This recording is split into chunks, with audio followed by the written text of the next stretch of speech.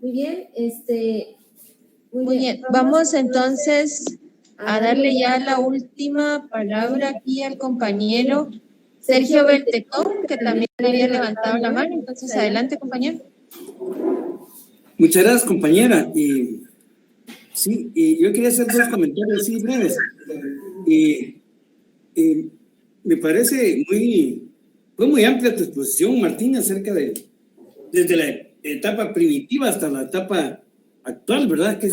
Lo resumiste muy bien, y un libro que podría ser varios tomos lo hiciste muy corto. Qué bueno, porque nos refrescó la memoria y nos refrescó la historia.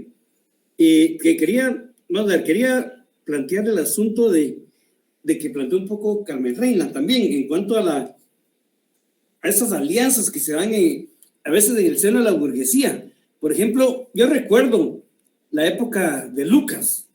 En ese tiempo se dio un fenómeno que también creo yo que se está dando en este momento en una burguesía una burguesía como ahora se le llama como burguesía emergente o nuevos ricos, que surgen de la corrupción, de la burocracia, ¿verdad?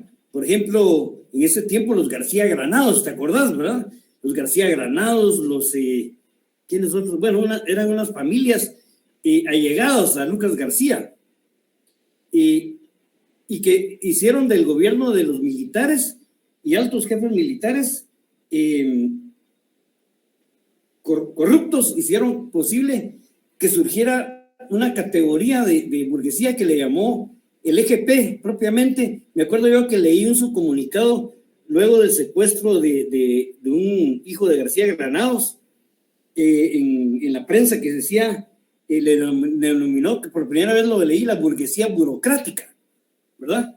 Entonces yo creo que sí se dan ese tipo de leyes. ¿Y por qué llegaron a ser burguesía?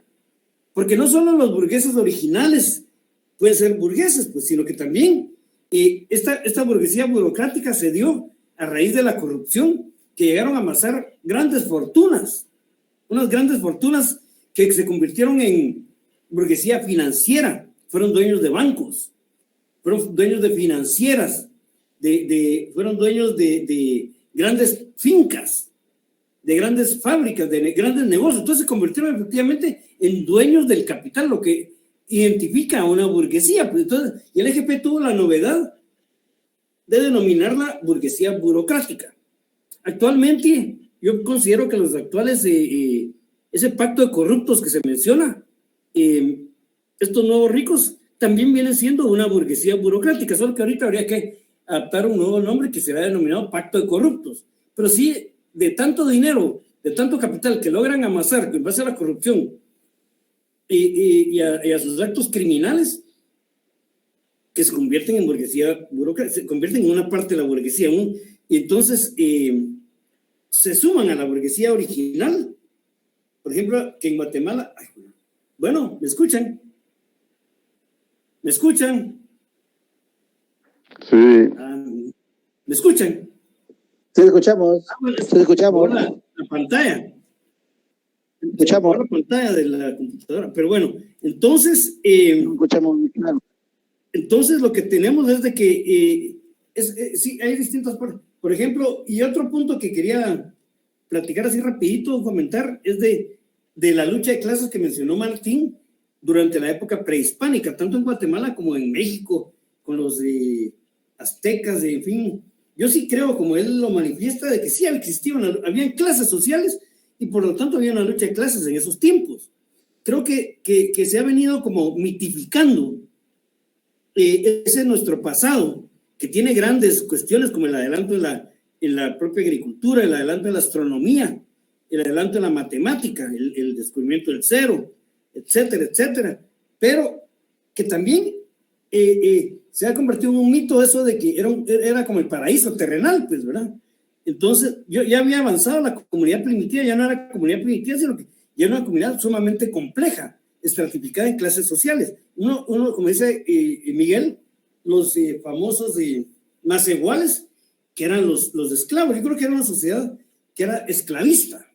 Entonces, que fueron los que ejecutaron las grandes obras por órdenes de los grandes, de la casta o de la clase social alta, que eran los altos militares, los señores Jaguar, etcétera, y los grandes sacerdotes, que tenían, que eran los que manejaban la sociedad y manejaban políticamente estas sociedades.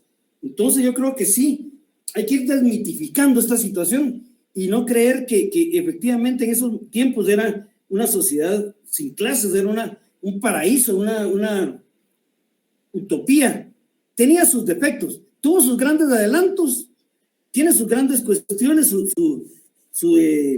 por ejemplo, lo que se le ha venido a llamar ahora la cosmovisión, que es positivo y nos trae muchos adelantos y muchas cuestiones que debemos de añadir a nuestro actual conocimiento. Entonces, pero sí se debe ir desmitificando un poco esta situación y aclarando cuál fue la situación real y que no se nos volvamos muy indigenistas, es decir, que todo lo indígena era mejor en ese tiempo y que excluyamos los avances que han habido a nivel de mestizaje, de la cuestión de los mestizos que somos ahora, muchos en Guatemala, y que no sirva esto para diferenciarnos unos de otros y no construir proyectos comunes, en este caso como proyectos revolucionarios comunes.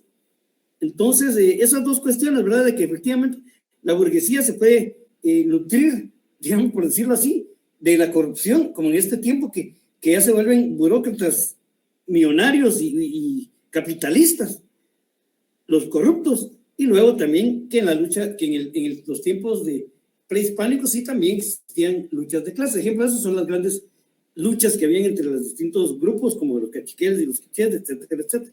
Únicamente, y espero tus comentarios, Martín y compañeros, muchas gracias, pasen buen día. Sergio, agradecemos tu comentario porque resulta que nos sentimos como que se confirman las cosas que hemos venido sosteniendo con relación, por ejemplo, al tema Macehual. Pero hay algo que me llama poderosamente la atención, y no solo de tu intervención, y no solo de la intervención de Carmen Reina, sino la enorme cantidad de compañeros que abordan el tema de la lucha de las clases y se olvidan de aclarar la cuestión lumpen. Eso es necesario. Si no sabemos cómo están distribuidos el lumpen, no sabremos hacer una síntesis de nuestra sociedad. Eso por un lado. Por otro lado, cuando hablas y mencionas la cosmovisión, te puedo informar que para nosotros la cosmovisión, claro que existe, claro que está presente, claro que tiene raíces históricas, claro que tiene incidencia en la forma de interpretar la sociedad de hoy. Pero toda cosmovisión es prefilosófica. Toda cosmovisión es mitológica. La de los griegos, la de los asirios, etcétera, los chinos, con esos tremendos dragones, son mitológicas. Toda cosmovisión es mitológica, o sea, fundamentada en mitos, no en realidades. Entonces, te decía, la cosmovisión para nosotros es un pensamiento prefilosófico. Un día trataremos esto, si tú quieres. Se introduce en nuestra escuela, las diferentes promociones de esta escuela se inician precisamente con el tema la filosofía. Y es aquí donde sostenemos esto que estás oyéndonos decir. Lo otro es que, mira, los García Granados vivían ya de nuestra gente, del trabajo, del sudor y de la sangre del pueblo desde antes de la revolución liberal. Los García son los García Granados que acompañaron a Justo Rufino Barrios, y ni uno ni otro se estaban ahí improvisando. Ellos tienen una familia con una historia desgraciada. Bueno, y la cuestión esta de que la burguesía no es la misma, no es la misma. La burguesía ha cambiado, y sin duda, en cuanto a que son los dueños del capital, sí. Son los dueños del poder, son los agiotistas, mantienen son los monopolistas de la explotación universal. Ese es el burgués de hoy, es el capitalista desde que nacieron. La burguesía es capitalista y el capitalismo es burgués. Ahora, que en nuestros medios hay una serie de gentes que también eran terratenientes y por lo tanto de mentalidad feudal, cierto. Nosotros hemos hablado en más de una oportunidad de la necesidad de desfeudalizar el pensamiento guatemalteco. Eso es absolutamente necesario. No tenemos con qué, pero es necesario. Bueno,